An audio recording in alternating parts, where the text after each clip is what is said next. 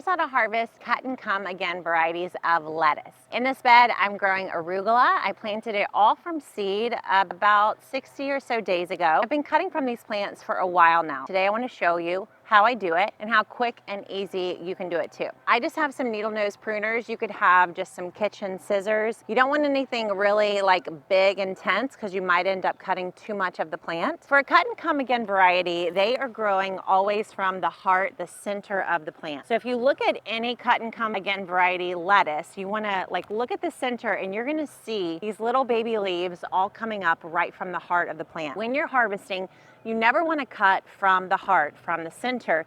Instead, you want to cut from the outside and the lower parts of the plant. So each and every plant that I come to harvest, I'm going to start and kind of go around the exterior of the plant, cut all the way to the base of that plant. Now, these leaves will not regrow. They will not regrow from that particular stalk where I cut the leaves. So I want to cut it all the way down to the base. I don't want to leave a long stalk on any of these leaves, though you can see I've kind of done that. But ideally, you don't want to leave a long stalk. That's kind of a wound for the plant. You don't want to leave wounds where there could be disease or pests or something come in. Typically try to go to the outside leaves and then cut down at the base of the plant. In a garden like this, I would just go around to each and every plant. This is a great example, this really large arugula here.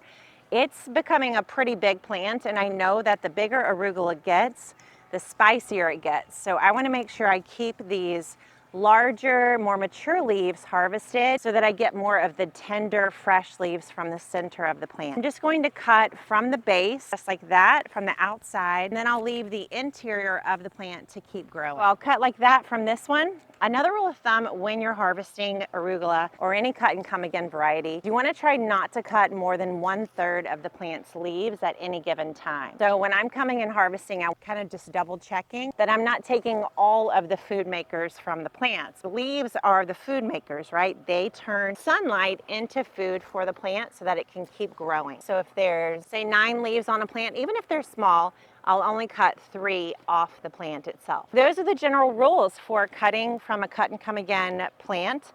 You want to look to the outside lower leaves, cut those first.